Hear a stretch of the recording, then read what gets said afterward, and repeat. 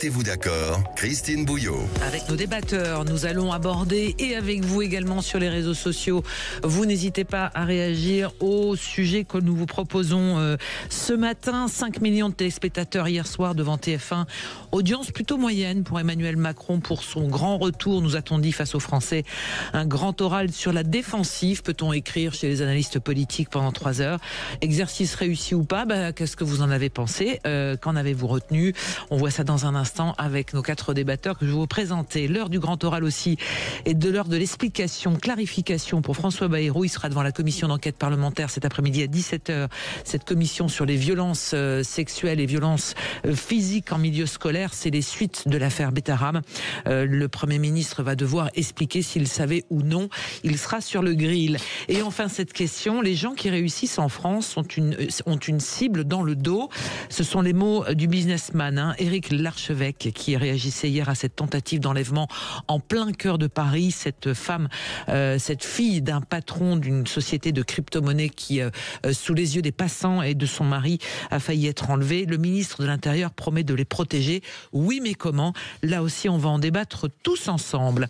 Geneviève Götzinger, bonjour Geneviève. Bonjour, présidente Christine. de l'agence Image. Alex Darmon, bonjour Alex, bonjour. Journaliste politique avec votre chaîne YouTube Les Indécis et ce débat tous les vendredis avec Patrick Roger dans La Vérité en face à Éric Tegner, et votre émission avec Éric Dupond-Moretti. Petit mot? Oui, Seul contre tous, diffusée lundi soir, une émission de débat un peu surprise, vous verrez. Ah, on ne peut pas en savoir plus. Si, Éric Dupond-Moretti débattra face à 4 personnalités qu'il découvrira en direct sur 4 thématiques différentes. Il y en aura pour tous les goûts, puisqu'il y a Sarah Knafo, Sandrine Rousseau, Robert Ménard et Aymeric Caron qui seront face à lui pendant 1h30 sur des sujets assez intéressants, et c'est assez tendu, vous verrez. Ça m'étonne pas. Lika Véran, bonjour Lika. Bonjour Christine, bonjour Adjoint à tous. maire de Neuilly-sur-Seine, et puis va nous rejoindre dans un instant Jean-Pierre Denis, journaliste et écrivain, qui va venir avec vous 3 pour débattre de tous ces sujets. On va faire un petit mot. Alors Jean-Pierre nous donnera son coup de cœur tout à l'heure quand il arrivera. Alex, c'est un coup de projecteur sur la cérémonie du festival de Cannes. Vous avez aimé, pas aimé? Les deux, en fait. En fait, c'est partagé. Ouais, les deux, parce que les gens qui ont témoigné hier soir de cette cérémonie disaient qu'il fallait que ça soit en reflet avec la société et les troubles que traverse le monde actuellement. Je trouve que c'est exactement le cas, parce que ils s'engagent pour la plupart. C'est plutôt courageux de leur part. Ils font passer leur message. Et après, peut-être qu'ils font un peu trop passer leur message aussi. Ça reste quand même que du cinéma. C'est compliqué l'exercice. Oui, c'est compliqué. Et c'est pour ça que je pense qu'il faut qu'il y ait un entre-deux, un juste milieu à chaque fois dans ce genre de cérémonie. Moi, je suis quelqu'un d'extrêmement laïque et d'extrêmement ouvert, et j'ai trouvé Juliette Binoche, par exemple, extrêmement courageuse dans ses propos lorsqu'elle dédie cette cérémonie à cette journaliste palestinienne qui a été tuée par des bombardements israéliens alors qu'elle venait d'apprendre qu'elle était sélectionnée pour participer au Festival de Cannes. J'ai moins préféré sa tenue, par exemple. Vous voyez, oui. Voilà, je pense qu'il y a un entre-deux à trouver, et des propos qui sont extrêmement importants, des positions extrêmement importantes, et des témoignages très nécessaires dans notre société. Après, il y a aussi des cultures à défendre. Voilà, c'est mon avis, et je pense pas que c'était c'est pour moi justement cet entre-deux qu'il aurait fallu trouver. Voilà. Aimé, pas aimé, Lucas? Je partage entièrement le propos d'Alex sur le fait qu'il y ait une tension de plus en plus compliquée à concilier entre l'impératif de promotion artistique et l'impératif d'engagement dans la société que préemptent de plus en plus les réalisateurs, les acteurs. Et parfois, en effet, on peut avoir l'impression au fil des cérémonies, la cérémonie d'ouverture du Festival de Cannes n'y manque pas, mais que la brique engagement, la brique impulsion dans le débat sociétal, effectivement, domine la promotion artistique. Et donc, c'est toute la difficulté aujourd'hui que ces festivals et les organisateurs de ces cénacles doivent relever, c'est de pouvoir continuer à faire de ces moments un moment fort pour la création, pour le cinéma, et qui soit au premier rang de cette promotion-là. Jeannette Götzinger, en tant que on va dire, professionnel de la communication. Non, moi, Cet exercice est impossible. S'ils commentent quelque chose ou s'ils donnent leur avis, on va leur reprocher. S'ils le font pas, on leur reproche aussi. Oui, donc il faut trouver dans tous les cas, mais bon, là, ça va être la grande fête du cinéma quand même. Donc moi, ça me gêne pas qu'en ouverture, il y ait effectivement un message d'engagement politique sur un certain nombre de valeurs qui sont portées par la présidente du festival, par les comédiens qui vont être amenés à s'exprimer. Et vous avez dit c'est que du cinéma. Le que est de trop. Le cinéma, c'est quelque chose de fondamental. La création, c'est quelque chose de fondamental. Et là, ça va être la grande fête du cinéma qui reprend ses droits dès aujourd'hui, à partir d'aujourd'hui. Non, mais vous avez raison, Geneviève, mais quand je disais ça, c'est juste que vous avez Juliette Binoche, et elle fait ce qu'elle veut, elle est libre, hein, tout le monde est libre dans notre pays, heureusement, qui tient ses propos et qui dans le même temps, je suis désolé, arrive voilée sur le plateau, et dans le même temps, vous avez un communiqué de la part de l'organisation du Festival de Cannes qui dit qu'il faut être bien habillé sur les plateaux parce que une comédienne arrive un peu dénudée. Quand je dis c'est du cinéma, c'est du cinéma. Oui. Mais alors il faut chacun fait ce qu'il veut, chacun fait ce qu'il a envie, et je pense que c'est important quand même de dire que si on a des engagements qui sont tenus et qu'on a envie de défendre, bien sûr, et c'est même hyper important et nécessaire, je le répète, parce que il y a de la lumière sur ce moment-là. Par contre, je pense pas qu'il faille tout mélanger. Voilà. Allez, on va continuer, on va saluer Jean-Pierre Denis qui vient de nous rejoindre. Bonjour Jean-Pierre. Ça y est, je suis là avec vous. on sait les difficultés pour se déplacer, mais pas qu'à Paris, je vous rassure. Jean-Pierre, petit coup de cœur pour vous pour l'affaire Kim Kardashian et ce qu'elle a dit hier au tribunal de Paris. Pour rebondir sur la discussion que j'ai prise au vol, je ne sais pas si c'est que du cinéma, mais en tout cas, elle a quand même accordé son pardon à un des protagonistes de cette affaire assez pitoyable. Alors c'est un pardon assez millimétré, évidemment, hein, on est toujours dans... il ne faut pas oublier qu'elle a 345 millions d'abonnés. Voilà, elle parle à 345 millions de personnes et 500 journalistes. Elle sait ce qu'elle fait, c'est vraiment calculé, c'est un pardon qui quand même rappelle qu'elle a beaucoup souffert, etc., etc.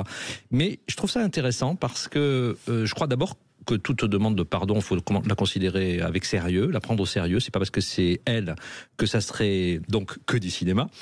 Je pense qu'il faut la prendre au sérieux parce que c'est finalement pas si fréquent que ça dans une société où quand vous commettez une faute, vous êtes condamné à vie. En particulier quand on commence à faire de votre affaire un immense fait divers.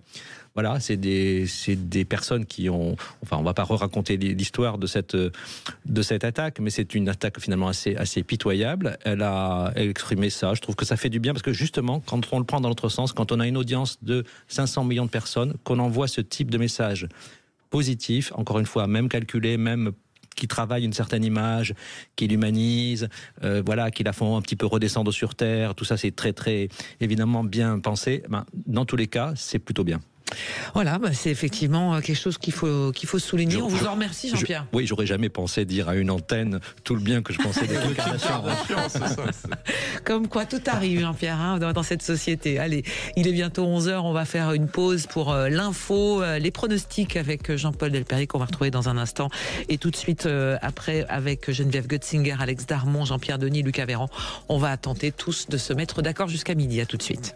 Sud Radio, votre attention est notre plus belle récompense. Vous êtes vraiment une radio exceptionnelle et merci à vous de donner la parole aux auditeurs puisqu'on en a vraiment besoin. Sud Radio, le 10h midi, mettez-vous d'accord, Christine Bouillot. Et on va parler de l'heure de vérité pour François Bayrou dans l'affaire des violences au sein des institutions scolaires. C'est l'affaire Betterham. Emmanuel Macron pendant 3 heures à la télévision hier soir. Est-ce qu'on peut dire tout ça pour ça? Et puis cette tentative d'enlèvement en plein cœur de Paris. Est-ce qu'on parle d'une mexicanisation, un véritable Far West qui s'installerait?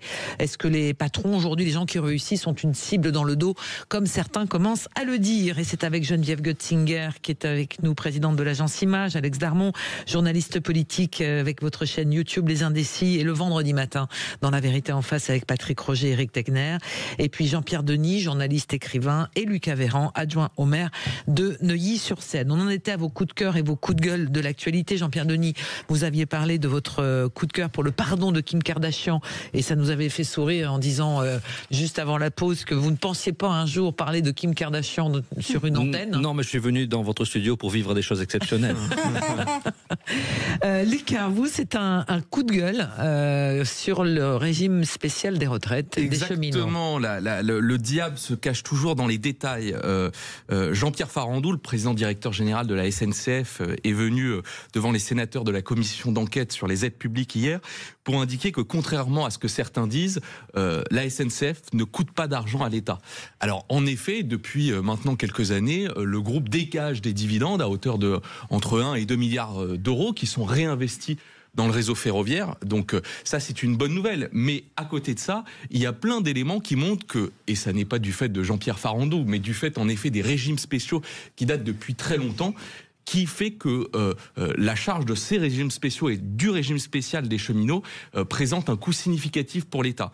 En raison du déséquilibre démographique, puisque avec 229 000 retraités, il n'y a que 11 000 actifs. Et donc, ce qui fait que ces sommes s'établissent à 3,2 milliards d'euros pour 2023 et 3,3 milliards d'euros pour 2024. Donc, je fais un parallèle avec les débats que nous avons pu avoir. Tous ceux qui expliquent que finalement les régimes spéciaux sont sans incidence, ne créent pas de déséquilibre, ne sont pas force de nuisance parfois pour notre situation et nos finances publiques, seraient alertes de se rappeler au bon souvenir de ces régimes spéciaux et dans leur poids croissant en raison de ces déséquilibres structurels au niveau de leur composition retraités actifs. Oui, il y a de plus en plus de retraités que d'actifs. Donc ce dossier des retraites, il passe un peu sous les radars, mais hier soir, on en a parlé avec Emmanuel Macron. On y reviendra dans un instant. Alors, quelqu'un veut réagir sur les régimes spéciaux, ce diable qui se cache, ce détail qui se cache parmi les comptes publics. Moi, j'arrive du Vatican. J'ai vu le problème des régimes spéciaux du Vatican aussi, qui est très déficitaire. C'est-à-dire vous savez que c'est un énorme problème. Le rapport aussi cotisant et régime de retraite, ils ont ce problème. Donc, il n'y a pas que la France. C'est-à-dire il y a quelques milliers d'employés au Vatican donc ils ont un énorme problème de retraite pour tous les employés du Vatican qui font tourner cette administration. Tout le personnel de sécurité, les gendarmes, les journalistes, enfin tout. Voilà. Alors, je dis ça en souriant, mais en fait, c'est-à-dire que c'est un problème qu'on ne veut pas connaître, parce qu'en fait, on le connaît. La Cour des comptes, si j'ai bien compris, a essayé de le mettre un petit peu sous le tapis. Voilà, c'est un sujet qui est trop politiquement explosif pour que... Ça a mis pas mal de monde dans la rue à une certaine époque. Et voilà, donc pour qu'on le remette sur le tapis, mais c'est une réalité. Oui. Jean-Pierre Denis, Lucas, pardonnez-moi. Oui, non, mais c'est effectivement un peu mis sous le tapis parce que justement, il y avait eu la discussion à un moment, quand l'État vient rééquilibrer un régime qui est déficitaire, est-ce que ça doit être considéré comme faisant partie de la contribution? Et donc, c'est là où le diable se cache dans les détails. Quand l'État donne 3,2 milliards d'euros à un régime déficitaire, ça vient creuser le déficit et ça vient remettre en cause l'équilibre du régime. Donc, c'est en effet une illustration de ce débat qui est loin d'être résolu par les différences économiques.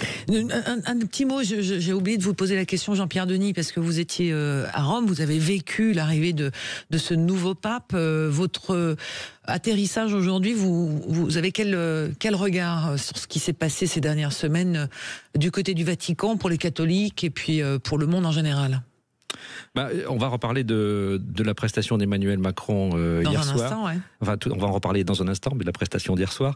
Et pour moi, l'un des problèmes de cette prestation, c'est la surcommunication qui tue la communication. Et au bout d'un moment, plus rien ne passe. Et le pape précédent, le pape François, a eu un peu ce problème. C'est-à-dire qu'il a très très bien communiqué au début avec des messages extrêmement simples. Qu'on les apprécie ou pas, on comprenait tout de suite quand il disait « qui suis-je pour juger ?» Des phrases comme ça marchait très très bien. Et au bout d'un moment, la parole finit par se démonétiser. Le nouveau pape a choisi une communication qui est absolument contraire à tout ce qu'on semble faire aujourd'hui. D'abord, quand il est apparu au balcon à la loggia de Saint-Pierre, il a lu son texte. Ses prédécesseurs faisaient une prestation orale, pas complètement improvisée, évidemment, puisqu'ils avaient quelques minutes pour réfléchir à ce qu'ils allaient dire. Il a lu son texte. Et ça veut dire qu'il avait préparé et pesé chaque mot. Ça veut dire qu'il pèse chaque mot, il a pesé chaque mot, et il va faire des inflexions, je pense, assez intéressantes, mais sans avoir l'air d'y toucher. Voilà, les premiers pas sur le plan, en tout cas plus sérieusement, de l'Église catholique sont appréciés par tout le monde. Alors je ne sais pas si c'est bon signe ou mauvais signe. En tout cas, il a réussi à mettre tout le monde dans sa poche. Et sur le plan plus géopolitique, il y a quand même une inflexion sur l'Ukraine. Zelensky a dit qu'il allait peut-être voir le pape dimanche. On dit aussi, la presse italienne dit aussi que le pape pourrait aller en Ukraine. Voilà, c'est un rééquilibrage en faveur de l'Ukraine qui est assez clair.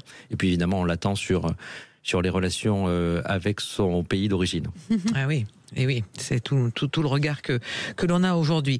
Merci pour cet éclairage, parce que vous y avez passé du temps et on voulait effectivement avoir votre expertise. Josiane Götzinger, ça va nous ouvrir sur le premier débat. Vous aviez un coup de cœur pour un duo qui mène ces commissions d'enquête qui se déroulent à l'Assemblée nationale. Oui, absolument. Pour Paul Vannier et Violette Spilbou, je trouve qu'ils se débrouillent remarquablement bien. On a une vie politique qui est d'une extrême brutalité, qui est très éruptive en permanence, en tout cas dans l'hémicycle. Et eux, qui sont de bords politiques totalement différents et qui, dans l'hémicycle, peuvent s'affronter de manière extrêmement violente et brutale. Paul Vannier, LFI, Violette Spilbou, Renaissance, donc le parti du président de la République, donc président de la commission sur Bétarame et rapporteur.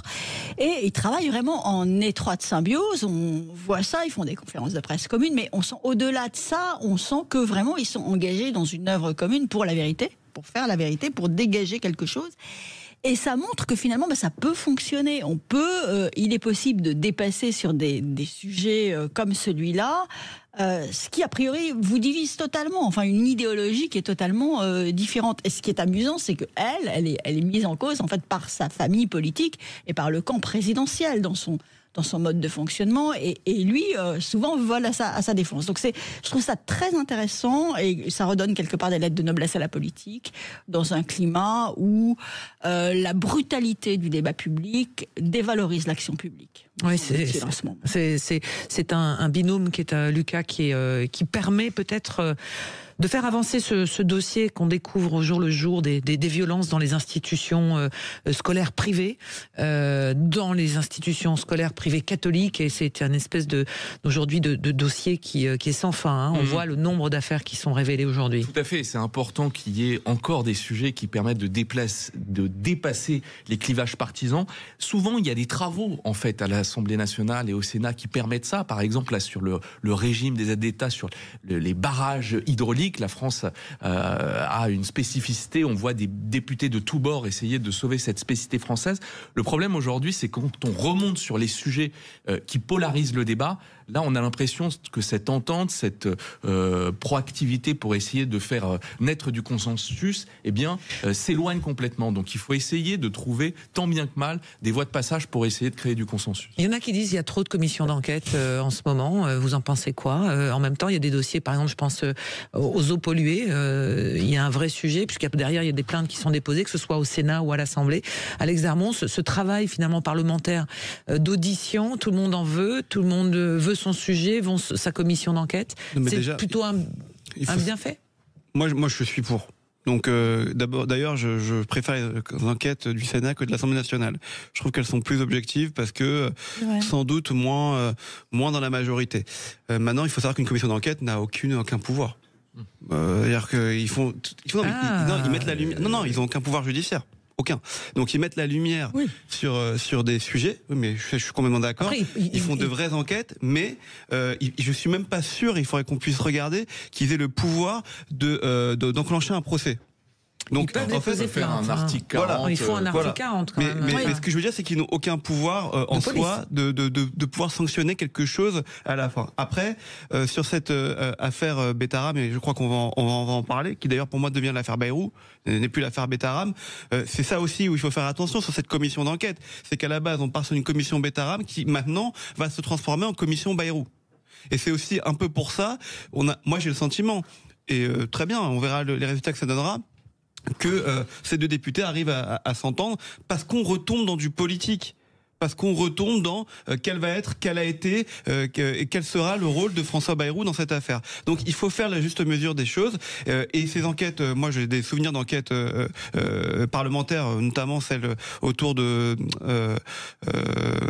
Alexandre Benalla qui était exceptionnelle, qui d'ailleurs avait fait énormément d'audiences sur Public Sénat à l'époque. Exceptionnel au Sénat. À l'Assemblée, justement, on a vu le décalage entre les deux. Et qui avait vraiment apporté quelque chose, qui avait vraiment ouvert une porte, mais c'est assez rare malgré tout, il faut le signaler. Voilà. C'est Jean-Pierre Denis sur ces commissions d'enquête. Avant de rentrer dans le dossier Betaram, c'est un bien. Il y en a beaucoup en ce moment. De manière générale, on a une assemblée qui a quand même des pouvoirs de plus en plus limités, et c'est pas propre que à la France. Regardez ce qui se passe aussi aux États-Unis. Bon, c'est très important que cette commission puisse travailler, mais en même temps, effectivement, c'est pas ça qui va peut-être. Enfin, je pense que ça peut quand même faire bouger des choses. En réalité, on va parler du fond du sujet. Du sujet dans un instant, oui. Voilà, je pense que toutes ces contributions sont importantes. Allez, dans un instant, on va s'arrêter quelques secondes. On va évoquer donc cette commission d'enquête et cette audition tout à l'heure à 17h de François Bayrou à l'occasion donc de cette commission d'enquête parlementaire sur les violences sexuelles et les violences physiques au sein des institutions scolaires. Le Premier ministre qui sera sous le feu des questions des parlementaires. Est-ce que tout simplement il risque beaucoup de choses, le Premier ministre? Est-ce que c'est l'heure de vérité comme certains le disent? On voit ça dans un instant avec vous sur Sud Radio. À tout de suite. Sud Radio. Sud Radio. Parlons vrai. Parlons vrai. Sud Radio. Parlons vrai. Sud Radio, le 10h midi, mettez-vous d'accord, Christine Bouillot. Et en compagnie de Jolène Gossinger, présidente de l'agence Image, Alex Darmon, journaliste politique avec votre chaîne Les Indécis, Jean-Pierre Denis, journaliste et écrivain, et Lucas Véran, adjoint au maire de Neuilly-sur-Seine. On en vient donc, maintenant qu'on a ouvert la question des commissions d'enquête parlementaires, sur ce moment périlleux, au dire d'une ministre proche de François Bayrou, qui sera donc devant cette commission d'enquête à l'Assemblée cet après-midi, pour savoir ce qu'il savait ou pas, son rôle éventuel auprès de la justice dans l'affaire des violences physiques et sexuelles au collège-lycée Notre-Dame de Betaram dans le Béarn. C'est 17h le début de cette audition. Ça va permettre d'apporter, disent ses proches, un certain nombre d'éléments dont le seul but, certains disent que c'était pour le détruire dans cette affaire-là. Toujours est-il que le Premier ministre n'a pas été forcément, Jean-Pierre Denis, très clair jusqu'à présent dans ses propos, dans ce qu'il a pu dire, de ce qu'il savait, de ce qu'il ne savait pas, et contredit, j'allais dire presque, par une partie de son entourage ou des gens qui l'ont connu à l'époque sur ce qu'il savait faire. Donc dans une situation, vous diriez, délicate, Jean-Pierre Denis. Ça me rappelle une autre affaire qui s'est déroulée d'une certaine façon de la même manière, c'est l'affaire Barbarin. C'est-à-dire que c'est qu'à un moment donné, le sujet se transforme. Au lieu de parler des abus sexuels, on en vient à ne parler que de la façon dont ils ont été gérés par une des personnes qui a eu à participer à ce dossier. C'est paradoxal parce que dans le cas de Philippe Barbarin, comme dans celui de François Bayrou, ils étaient en même temps très éloignés. Ils n'étaient pas les supérieurs hiérarchiques de ces religieux, mais ils ont à rendre des comptes. Et la façon dont ils le font, en s'embrouillant dans une forme de déni, des contradictions, des petites phrases malheureuses, j'avais dit ça mais je le dis un peu autrement, finit par concentrer le débat sur eux, alors qu'en fait le sujet est intéressant et important. Moi, ça fait 25 ans que j'ai commencé à enquêter sur les abus dans l'Église catholique, dans les communautés religieuses en particulier. C'est ça le fond du sujet. Et comment 25 ans après, on n'a toujours pas fini de purger ce problème. Voilà.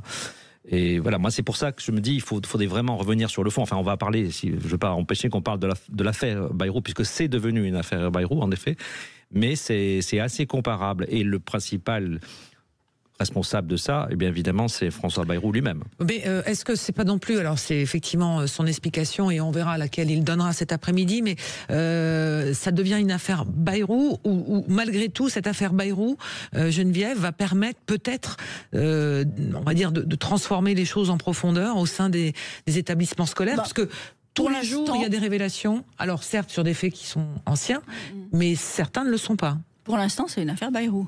Après, on va voir si ça débouche sur autre chose.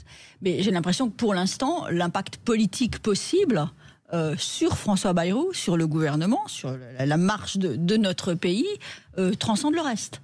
Alors après, peut-être que normalement le but de cette commission d'enquête, c'est pas de clouer au pilori François Bayrou ou de le pousser complètement dans ses retranchements, mais il va être poussé dans ses retranchements cet après-midi. Il a géré ça en dépit du bon sens depuis le début, avec effectivement des fluctuations, des rétractations, des contradictions permanentes. Là, il dépose sous serment, donc déjà, il va falloir quand même qu'il soit très clair dans ce qu'il dit. Qui se contredisent plus, qu'ils disent la vérité, évidemment. Mais bon, même quand on n'est pas sous serment, on est censé dire la vérité. Mais là, voilà, il a une obligation de vérité. Depuis le début, il a, au départ, manqué d'une compassion évidente envers les victimes, manqué de commisération, d'empathie, de générosité. On le sentait dans la stricte volonté de se protéger lui-même, peut-être parce que dès le début, il a anticipé les risques politiques pour lui, mais ils sont absolument majeurs. Ce qui est juste après-midi est majeur pour lui, avant peut-être de pouvoir déboucher sur des mesures sur l'enseignement privé. Politiquement, Alex Darmon, il joue quelque chose d'important, le Premier ministre, ce soir. Mais ça fait plusieurs semaines qu'il joue son poste. Et d'ailleurs, franchement, je vais vous dire, je pense que moi, ça pollue complètement son action de Premier ministre. François Bayrou, il est pas très présent dans la chose publique aujourd'hui, dans la chose politique. Je vous mets au défi de me dire, de retenir une phrase ou une proposition qu'il a faite ces dernières semaines, à part son référendum complètement à côté de la plaque sur le budget. Je trouve pas qu'il imprime auprès des Français et que son action politique soit très regardée, très écoutée par l'ensemble des concitoyens. Ce soir, il joue beaucoup plus qu'on ne le pense son poste, peut-être même sa carrière politique, parce qu'on sait qu'il a quand même encore des ambitions, qu'il en a eu pendant longtemps pour atteindre la fonction suprême de président de la République. Je trouve pas qu'il ait manqué de compassion. Moi, au début, Geneviève, je vous le dis, je trouve pas qu'il ait manqué de compassion auprès des victimes. Je pense qu'il a tout simplement été dépassé. Il s'est contredit parce qu'il a été obligé de se contredire, parce que ça a été un micmac incroyable entre ce que sa fille racontait, ce qu'elle a dit après chez des confrères à vous en ligne. En fait, je trouve que, mais on va en parler dans quelques minutes, comme le président de la République, ces hommes sont entourés de gens autour d'eux en termes de communication qui sont complètement dépassé, qui ne prévoit plus rien. Et je vous le dis, comme je le ressens, il est loin le temps de la politique maîtrisée et parce que ces gens-là n'ont pas été aussi accompagnés et dictés par la communication digitale. Ça va beaucoup plus vite qu'eux. Ils ne s'en rendent pas compte. Et donc ce soir, il va jouer très très gros lors de cette commission parlementaire. Luc Avéran, le Premier ministre, doit faire, on va dire, un exercice de pardon. On en parlait tout à l'heure avec Jean-Pierre Denis. Il doit demander pardon peut-être aux familles des victimes et aux victimes qui vont l'écouter. Hein. Je pense que parce qu'il y a Bétara, mais il y a d'autres institutions scolaires catholiques qui sont visées. Comment réussir à réancrer ce sujet, non pas sur un exemple particulier, mais sur une politique publique. Je pense qu'il y a deux éléments qui sont absolument cardinaux pour François Bayrou dans cette séquence-là. Je reprends ce que certains de ses proches disaient dans les colonnes du Monde, que finalement le pire ennemi dans cette séquence, c'est lui-même. C'est que finalement dans les divers exercices qu'il a pu mener, il a pu démontrer qu'il n'arrivait pas à adopter une ligne de cohérence, qu'il n'arrivait pas à adopter une stratégie qu'il tenait, et refusant de faire entrer la vérité par la porte, elle a fini continuellement à s'imposer par la fenêtre. Par exemple, avec le juge Mirande qu'il a en effet rencontré, le gendarme qu'il avait en effet saisi quand il était président du conseil départemental des Pyrénées-Atlantiques et député. Donc finalement, aujourd'hui, je pense que c'est un exercice de grand reset, de grande réinitialisation, où il doit avoir enfin un discours de transparence, de cohérence surtout, et ne pas s'en mêler les pinceaux. Vous le signalez, la commission d'enquête n'a pas de durée limitative maximum, donc c'est un exercice naturellement à haut risque, parce que tout sera regardé, il sera interrogé sur tout. Je comprends qu'il a préparé de manière très aiguë cet exercice. Donc maintenant, la balle est dans son camp. Ouais, alors justement, on parle, et vous le soulignez tout à l'heure, Jean-Pierre Denis, pour terminer sur ce sujet et passer à l'intervention du chef de l'État, c'est qu'on en oublie, et ce que regrettent d'ailleurs les victimes qui ont dénoncé et qui sont nombreuses partout en France. On remarque quand même que à travers cette affaire et le cas Bayrou, il y a énormément de trous dans la raquette du contrôle qu'il y a pu avoir même récemment de ces institutions. Est-ce que ça peut changer? Est-ce qu'on peut améliorer le système? Non, mais ça change très lentement. Je vous disais que j'ai commencé à enquêter j'étais parmi les premiers à enquêter sur les abus de pouvoir et les abus sexuels dans les communautés religieuses. C'était il y a 25 ans. Donc ça évolue très lentement. Comment ça évolue? Sous la pression médiatique, le travail des journalistes, et maintenant sous une pression politique. Mais il y a autre chose qui se joue et qui est beaucoup plus difficile, c'est que François Bayrou, il est d'une génération qui a eu du mal à comprendre ce qui se passait. C'est un catholique, il a mis ses enfants dans cet établissement. Je pense qu'il souhaitait évidemment pas ni qu'il arrive malheur à ses enfants, ni à d'autres enfants. Mais de là à vraiment comprendre ce qu'il comprend, c'est autre chose. C'est une grosse différence. Parce qu'on peut dire, oui, j'ai compris, c'est inadmissible, et en fait, avoir vraiment compris. Moi, je l'ai vu chez beaucoup de responsables dans l'Église catholique. Et je vais vous dire, on l'a même vu chez le pape François. Pape François qui est d'abord allé en Amérique latine en disant non, mais tout ça, ce sont des calomnies. Puis finalement, il a fini par demander la démission de tous les évêques du Chili. Le pape François qui a reçu des victimes, mais qui avait quand même dans sa chambre, jusqu'à la fin, une mosaïque faite par un de ses amis, un jésuite, Rupnik, qui était auteur de nombreux abus. Donc ça veut dire qu'il y a une génération qui n'a pas vraiment compris. Et ça demande du temps et de la pression. Et voilà, il faut qu'on en passe par là, parce que c'est pas du tout fini, nulle part. Alors, pas que dans l'Église catholique, mais évidemment, ça pose un problème particulier dans l'Église catholique. Sur le manque de compassion, moi, pour réagir sur ce que dit Alex, je faisais allusion à ses premières réactions à l'Assemblée nationale, où il semble ramener déjà les choses à lui. Alors que là, et c'est en ce sens que je dis qu'il manque de compassion, parce que d'emblée, il ramène à lui en disant « j'aurais pas mis mes enfants dans cet établissement si j'avais su ». C'est pas ça le sujet, c'est pas vos enfants. Le sujet, c'est les autres, c'est tous ceux qui ont été victimes. Et en ce sens, je trouve qu'il a pu manquer de compassion. Oui, j'entends, mais après, il faut rappeler qu'il était attaqué tout de suite par les députés adverses, lui, parce qu'il avait ses enfants dans cette école-là, et il répondait à une question d'actualité. C'est pour ça que je disais que moi, je trouve qu'il a fait... Mais mal, il répondait mal. Et puis, après, effectivement, il y a eu donc ce plan de communication avec l'intervention et le témoignage de sa propre fille, qui parfois s'est contredite. Donc tout ça va être à détailler et à regarder à partir de 17h, cette commission d'enquête parlementaire. Alors on va parler de ce qui s'est passé hier soir à la télévision. 20h10, Emmanuel Macron face aux Français. Qu'est-ce que vous en avez pensé? On y revient avec vous quatre dans un instant. À tout de suite. Sud Radio. Parlons vrai. Sud Radio. Parlons vrai. Sud Radio, le 10h midi, mettez-vous d'accord, Christine Bouillot. Et en compagnie de Geneviève Götzinger, présidente de l'agence Image, Alex Darmon, journaliste politique à la tête de votre chaîne Les Indécis, c'est sur YouTube, et le vendredi dans La Vérité en face sur Sud Radio avec Patrick Roger, Jean-Pierre Denis, journaliste écrivain, Lucas Véran, adjoint au maire de Neuilly-sur-Seine. Je reprends les mots de nos confrères du Parisien aujourd'hui en France, tout ça pour ça, c'est ce que disent la plupart des éditorialistes ce matin sur ces 3 heures d'émission télévisuelle hier soir, 5 millions, un petit peu plus à peine pour le chef de l'État qui a balayé tous les sujets, ça passe de la défense à son bilan. Il a tenté de reprendre la main sur les sujets du quotidien et les sujets internationaux. Tout le monde semble sur sa faim, Alex Darmon, de cet exercice. En même temps, on attendait la parole présidentielle. Déçu, pas déçu? Vous l'attendiez vraiment? C'est une question que je pose. Non, parce que moi je l'attendais pas du tout. Moi, vraiment, je l'attendais pas du tout. Je veux dire, c'était...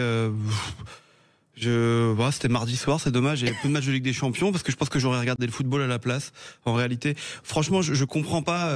On en parlait il y a quelques secondes de communication politique. Le président de la République, il est en train de monter dans les sondages. La stratégie de l'évitement entre guillemets ou du silence, je pense qu'elle fonctionne pour un président de la République. Quand vous parlez aux Français, il faut que vous ayez quelque chose à dire. Or hier soir, il a dit beaucoup de choses pour rien annoncer à la fin. C'est exactement ce qui s'est passé. Beaucoup d'annonces de référendum. On va essayer d'en faire, mais sur quoi? À la fin, on ne sait pas du tout sur quoi il va essayer de faire des référendums. Sur la politique internationale, pareil. Franchement, il a dit tout et son contraire en même temps.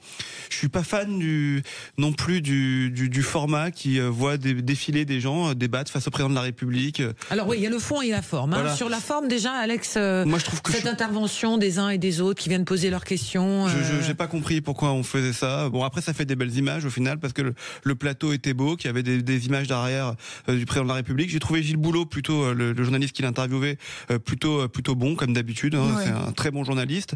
Mais après sur le fond, je trouve que ça n'a servi à rien. Que la parole du président de la République va en sortir énormément émoussée. C'est-à-dire que il y a plus de valeur dans ce qu'il raconte et surtout je trouve que vraiment il n'a rien annoncé. Il a été en difficulté pendant 3 heures. Si vous devez en sortir quelque chose hier soir, je pense que c'est la première fois qu'on a vu Emmanuel Macron autant en difficulté dans des débats là où normalement il est très bon. Et je pense qu'il n'était pas prêt. Voilà, pourquoi il y va ? Parce qu'il a voulu profiter de ce moment dont on vient de parler, où le Premier ministre est un peu en zone de turbulence et qui voulait récupérer la main parce qu'il montait dans les sondages. Voilà. Et je pense que c'est un exercice qui, pour moi, est raté. Et je terminerai juste en disant une chose.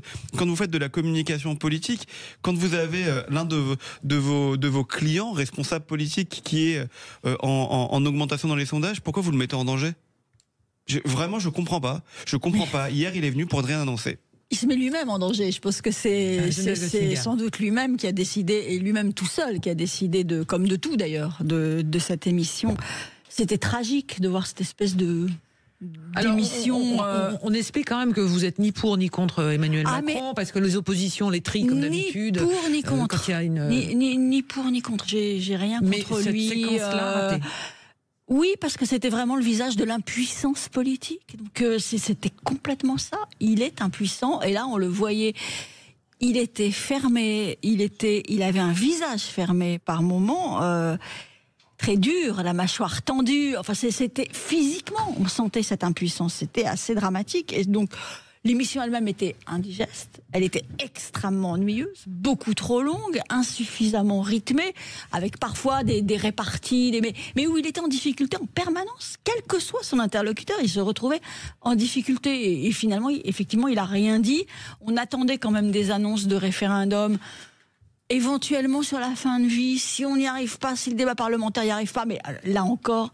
C'est pas possible constitutionnellement, en fait. Tous les constitutionnalistes derrière le disent, les questions de société n'entrent pas dans le champ de l'article 11.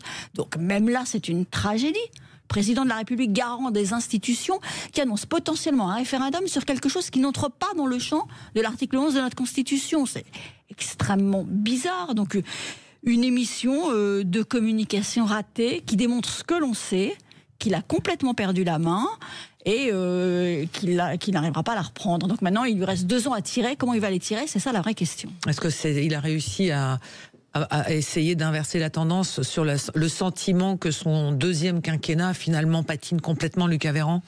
Je pense qu'il y a un écueil dans le cadrage initial de cette émission qui tient à 3 aspects. Pourquoi investir le terrain du bilan maintenant, alors que l'on n'est qu'en 2025 et que son mandat arrive à échéance en 2027. C'est créer naturellement de la frustration en donnant l'impression qu'on regarde dans le rétroviseur alors que les Français sont confrontés à des urgences du quotidien et ont besoin de réponses maintenant. Deuxièmement, c'est créer un terrain d'attente très fort avec ces annonces référendaires, divers motifs pour finalement, effectivement, ne rien annoncer. Et quand quelques jours auparavant, il va y avoir des annonces, on sait que ces gens-là, que ça peut être le fruit de conseillers, de gens qui sont proches du chef de l'État, qui peuvent donner ces sons de cloche.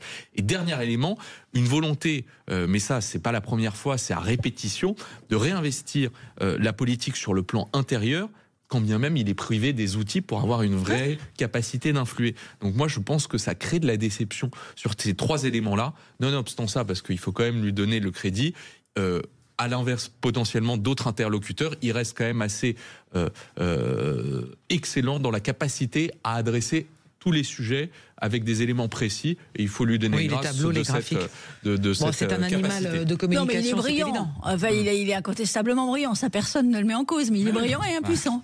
Oui, alors, impuissant, Jean-Pierre Denis, parce que je voudrais juste revenir. L'invité politique ce matin sur Sud Radio, c'était la porte-parole du gouvernement, et elle a été interrogée pour savoir cette histoire de conférence sociale dont a parlé Emmanuel Macron hier soir à la télévision. Et sa réponse est assez étonnante. Elle dit: le gouvernement n'a pas d'annonce à faire sur une conférence sociale dont parle le président de la République, qui devrait se tenir. Donc on voit à quel point, peut-être entre les deux têtes aujourd'hui du pays, le courant ne passe plus. Il faudrait essayer de les mettre en relation l'un avec l'autre, hein, ça pourrait être utile, parce qu'effectivement c'est pas très loin l'un de l'autre, c'est assez problématique. Mais moi je crois que le fond de cette histoire, c'est qu'Emmanuel Macron est toujours, parce qu'il est brillant, comme vous le disiez justement, il est toujours persuadé qu'il est plus intelligent que tous, et qu'il va, par son brio, une fois de plus renforcer. Je pense que c'est toujours ça, et je pense que on n'est plus au temps des gilets jaunes. Quand il a tellement bien réussi à l'époque des gilets jaunes à reprendre la main en allant, il aime beaucoup cette confrontation, être attaqué par tout le monde, il a l'impression d'être au-dessus. Mais évidemment, il peut y avoir une part de calcul pour essayer de sauver sa prestation, dont on a tous dit qu'elle ne l'amènerait pas vers plus de popularité. C'est peut-être l'idée de dire, vous voyez, tout le monde m'attaque parce que j'en fais trop ou pas assez, donc c'est que moi je suis au-dessus, au milieu, et j'ai raison. On peut évidemment douter de l'impact de ce genre de prestations en ce moment. Moi, je me suis toujours demandé pourquoi il avait théorisé la présidence jupitérienne pour l'abandonner si complètement, et à chaque fois il pourrait y revenir, parce que là effectivement il aurait dû juste se taire, attendre et laisser le Premier ministre, pourquoi pas, patauger. Oui, parce que Alex Darmon, il n'a pas fermé la porte à la fin. Il y a une toute dernière question de Gilles Boulot. Sur 2032. Sur 2032. Ouais, vous y croyez, vous ? Non, j'y crois pas. Enfin, faudra voir en 2027 à quel niveau de popularité il va partir. Et est-ce qu'il ira jusqu'à 2027 selon vous ? Moi, depuis des années, je dis qu'il va aller jusqu'à 2027. Mais j'avoue qu'hier, quand vous voyez ce président de la République un peu bousculé, parce qu'en fait, le problème dans tout ça, c'est que vous dites il faut voir la vision des deux têtes. Mais pardon, il n'y a pas de tête aujourd'hui. Il n'y a pas le président de la République et le Premier ministre. Il y a le président de la République, il y a le Premier ministre, il y a le ministre de l'Intérieur, il y a le ministre de la Justice, il y a la porte-parole du gouvernement que vous avez vu sur votre plateau. En fait, il n'y a aucune unité. Et le vrai problème, il est là, c'est qu'il est bloqué dans le passé, le président de la République, Emmanuel Macron. Lucas l'a dit tout à l'heure, il n'a pas les outils pour pouvoir avancer. Il n'a plus de majorité. Il n'a plus de consensus autour de lui. Donc il ne peut plus faire de politique. Donc il va falloir voir ce qui va se passer dans les prochains mois. Est-ce qu'il va y avoir dissolution ou pas ? Vous voyez, on est en période d'incertitude permanente. Et donc hier soir, quand il dit, quand il laisse planer le doute, moi je crois pas, sur 2032, c'est qu'il veut juste se donner un petit peu. Vous savez, ça me rappelle. C'est terrible ce que je vais dire, mais c'est genre. 54 ans. Hein. Laissez-moi encore 5 minutes. Laissez-moi encore 5 minutes, s'il vous plaît. C'est ce sentiment que ça m'a donné hier soir. Et c'est terrible pour un président de la République qui est brillant, qui a été excellent au début de son premier mandat. Et plus le temps a passé, plus malheureusement il s'est enfoncé. Et il s'est enfoncé d'abord, lui, avec les gens autour de lui, et après les Français l'ont enfoncé avec cette dissolution qui a été le coup de grâce politique d'un raté mémorable. Et aujourd'hui, il récupérait un petit peu la main sur le terrain international, parce que c'est vrai quand même, il faut reconnaître que l'Europe, il l'a remise en avant, qu'il a donné des gages de confiance, que l'Europe remontait sous sa bannière. Et ben là, on est obligé de constater qu'hier soir, je trouve que tous ces travaux de ces derniers mois sont tombés à la renverse. Voilà. Je me demandais hier soir s'il était lucide quant à sa propre situation. J'avais le sentiment qu'il était encore un petit peu dans le déni par rapport à sa situation personnelle. En tout cas, je me posais la question. Ouais, je me posais la question. Je l'ai trouvé pas mauvais hier sur les sujets internationaux, et notamment sur l'explication du bouclier nucléaire français en dehors de nos frontières. La pédagogie sur le parapluie nucléaire français au-delà de nos frontières, avec les 3 éléments. Voilà. Ça, c'était pas de partage de bombes nucléaires, pas question de payer pour les autres, et pas question de réduire notre propre arsenal nucléaire. Je l'ai trouvé bon là-dessus. Par exemple, vous voyez, donc toute l'émission n'était pas complètement nulles, mais la longueur, voilà, la rendait en fait extrêmement indigeste. Et finalement, ce qu'on retient, c'est le côté indigeste et impuissant. La seule chose vraiment que j'ai trouvé pertinente, c'est sur les retraites. Sur les retraites, où il dit il n'y aura pas de référendum. Voilà, ça y est, c'est terminé. Et on passe à autre chose. Ça, c'est clair. Oui, mais parce que François Bayrou avait dit qu'il y aurait peut-être un référendum, finalement il était revenu dessus, et tout le monde demande un référendum. Enfin, il faut quand même savoir qu'en 2022, Emmanuel Macron est élu parce qu'il dit qu'il va faire, enfin 2017 déjà, il l'a fait pas à cause du Covid et de toutes les autres choses, et 2022, il dit qu'il va faire la réforme des retraites. Donc au moins, il fallait au moins qu'il tienne là-dessus. Voilà. Alors, il est peut-être pas élu parce qu'il dit qu'il va la faire. Non, mais en tout cas, il est peut-être élu bien qu'il ait dit qu'il allait la faire. Lucas. Il la propose. Non, mais moi, ça me donne en fait en perspective. Il faut regarder ce qui s'est passé en 2016. En 2016, Emmanuel Macron lance son mouvement à Amiens, le mouvement En Marche, et finalement installe un climat de décrépitude de la présidence du président François Hollande. Et finalement, si on installe un parallèle avec la situation actuelle, je pense qu'il essaye de prévenir les effets qu'il a lui-même observés, qu'il a lui-même créés en 2016. Il voit une guerre de succession larvée, pas encore concrétisée, mais qui est en train de se préparer pour reprendre le flambeau. Il voit une élection, les Républicains, tout le monde se projette déjà vers l'échéance de 2027, et lui se dit, j'ai 2 ans, comment je ne fais pour pas disparaître? Et on le voit, de plus en plus, ces annonces ont beaucoup moins d'écho dans les prises de parole des politiques. Donc, comment ne pas finalement tomber dans l'oubli?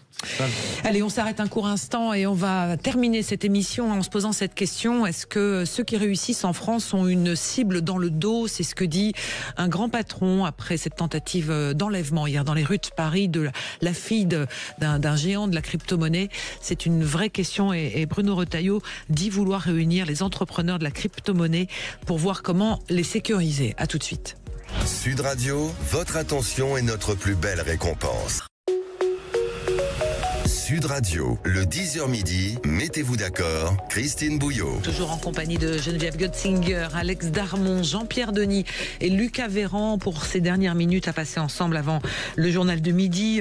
On va revenir sur ce propos tenu par Éric Larchevêque, qui est un patron dans la crypto-monnaie qui a plutôt bien réussi, on le connaît sur l'émission d'M6, et qui disait hier soir, après cette tentative d'enlèvement de cette jeune mère de famille avec son compagnon hier dans les rues de Paris, les gens qui réussissent en France ont une cible dans le dos, que ce soit ici ou dans ce secteur-là ou ailleurs, que nous reproche-t-on de ne pas être assez discret, qu'on aurait dû se cacher et qu'on l'a un peu cherché, mais lui réclame, ainsi que d'autres, de véritables mesures pour les protéger. Alors est-ce que les patrons aujourd'hui ou ceux qui réussissent sont effectivement des cibles faciles, et est-ce qu'on assiste à une mexicanisation, comme certains le disent, de la société? Ce matin, Bruno Retailleau, le ministre de l'Intérieur, annonçait qu'il allait réunir les entrepreneurs de la crypto-monnaie pour tenter de trouver des solutions pour les protéger. J'avais envie de vous dire, Lucas Véran, Bruno Retailleau, il faut qu'il protège les patrons, les gens qui réussissent, les pompiers, les médecins, beaucoup de choses. Est-ce qu'on est dans une forme de mexicanisation de la société ? J'aurais du mal à répondre à cette question. Ce qui est évident, c'est qu'aujourd'hui, toute une série, pour diverses raisons, les personnes titulaires d'une autorité publique, les personnes ayant une réussite, aujourd'hui, les cibles ne font que s'élargir. Donc, il y a un vrai problème d'insécurité et de violence et d'exacerbation de cette violence. Aujourd'hui, ce qui est intéressant avec la prise de parole d'Éric Larchevêque, c'est qu'il faut sortir, en fait, la lutte contre la sécurité. C'est un objet politique qui est parfois trop politisé et donc qui empêche certains de se l'approprier, ou en tout cas certains n'osent pas se l'approprier. Aujourd'hui, quand un dirigeant comme Éric Larchevêque, aussi populaire soit-il, prend ce sujet et le verse dans le débat public, ça peut créer justement un élan de changement. Mais je vous rejoins, si en fait le propos est de dire il faut une protection différenciée pour certaines personnes, là, objectivement, j'ai pas connaissance des menaces précises et en fonction des dirigeants ciblés, si c'est justifié ou non. Alors dans ces histoires-là, c'est une histoire, voilà, c'est comme ça se passe dans d'autres pays. On enlève quelqu'un, on demande une rançon. On a connu ça aussi dans les années, Jean-Pierre Denis, dans les années 60. Mais est-ce que quelque part, on n'a pas un problème aussi avec les gens qui réussissent, comme le dit Éric Larchevêque? Est-ce que c'est cette tentation de se dire, eux, ils ont réussi, ils ont de l'argent, donc je vais aller m'en prendre à eux? Non, mais que des gangsters s'attaquent à des gens riches, c'est vieux comme le monde. Hein, c'est pas quelque chose de tout à fait nouveau. Ça s'appelle l'attaque de la diligence. Oui. Voilà, donc c'est pas non plus le signe nécessairement d'une transformation de la société.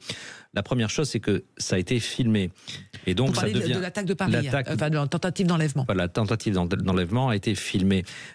Et donc, effectivement, quand on a vu les images qui ont circulé partout, on est complètement saisi par la violence, la barbarie de cet acte, et on a l'impression, on se dit, dans quel monde on vit? Est-ce que c'est pour autant plus fréquent qu'avant? Moi, je suis incapable de le documenter. Ce qui est vrai quand même, c'est qu'il y a de plus en plus d'une montée en violence on a le sentiment parfois pour de petits braquages ou de petits malfrats qui très rapidement montent à la plus extrême violence et non plus de limite. Ça, c'est quelque chose qui est, je pense, tout à fait nouveau, qui s'est accéléré, sans doute aussi parce qu'on a des problèmes de narcotrafic qu'on connaît, ce qui fait que cette forme d'attaque aussitôt ultra-violente a tendance peut-être à se répandre, oui. À se répandre. Geneviève, les images changent la donne, les images qui ont été filmées donc, par des riverains. Elles sont angoissantes, donc effectivement elles peuvent générer le sentiment d'une hyperviolence qui existe. Est-ce qu'elle est effectivement plus fréquente qu'avant? Moi non plus, je suis pas en mesure de répondre. Hein. Simplement, maintenant on les voit, elles circulent sur les réseaux sociaux, donc elles contribuent à générer un climat général. Voilà, c'est la seule chose que je peux dire là-dessus, en fait. J'ai pas de... Après, ce qu'on peut dire aussi, c'est qu'il y a les enlèvements, ce sont aussi des phénomènes, j'allais dire, épidémiques. Hein. C'est-à-dire que les pays qui sont confrontés à une progression des enlèvements doivent agir assez rapidement avant que ça devienne un mode d'action assez banal. Sans parler de mexicanisation de la situation en France, il y a des vagues comme ça d'enlèvements. Il y en a eu pour des motifs politiques, il y en a pour des motifs crapuleux. Et je pense que le ministre de l'Intérieur va être soucieux d'agir assez rapidement. C'est de montrer les muscles, mais qu'est-ce qu'il peut faire, Alex Larmont? Je sais pas ce qu'il peut faire, ça on va en parler, mais et sur ces vidéos, en plus ça donne des idées. Hein. Oui, c'est pour ça que je parle d'épidémie. Voilà. Et vous avez raison. Ça donne des idées à d'autres. C'est terrible. Parce que c'est facile à faire. Voilà, on filme et on y va, on fait preuve de violence et ça marche. Après, faut quand même rappeler quelque chose. C'est autour d'un. Alors, ça arrive effectivement. C'est vieux comme le monde. Hein. Ceux qui gagnent de l'argent sont menacés, kidnappés.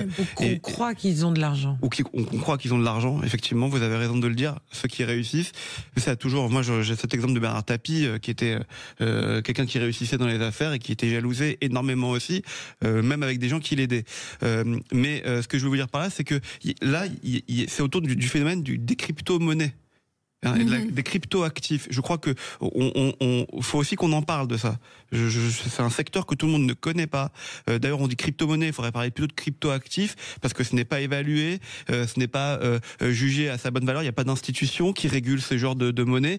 Et donc, en fait, il y a aussi dans l'inconscient collectif le fait que les crypto-monnaies, les crypto-actifs représentent énormément d'argent. Or, on n'en sait rien. On ne sait pas. Et en fait, c'est aussi pour ça que c'est intéressant ce que va faire Bruno Retailleau, c'est peut-être mettre la lumière sur un secteur qu'on ne connaît pas et aussi peut-être raconter de quoi on parle et par conséquent peut-être légiférer aussi autour de ces choses-là et mettre un coup de projecteur là-dessus parce qu'effectivement ces gens qui ont fait des crypto-monnaies, qui ont été des investisseurs, qui ont été des entrepreneurs avant tout le monde et qui ont parié sur ces phénomènes-là, aujourd'hui se retrouvent au devant d'une violence sans conséquence et donc peut-être face, on voit les images d'hier, face à des risques de mort mais soudaines et certaines. Ouais, Lucas, rapidement. Attention, parce que je préfère, en le disant, ça va aller mieux, attention de ne pas rentrer dans le risque de critiquer la crypto-monnaie. Ah non, je sais que c'est pas du tout ce que vous faites, Alex, mais je vois déjà potentiellement certains dans le débat public de dire, parce que justement le mode opératoire c'est envoyé sur un wallet qui est anonymisé de l'argent,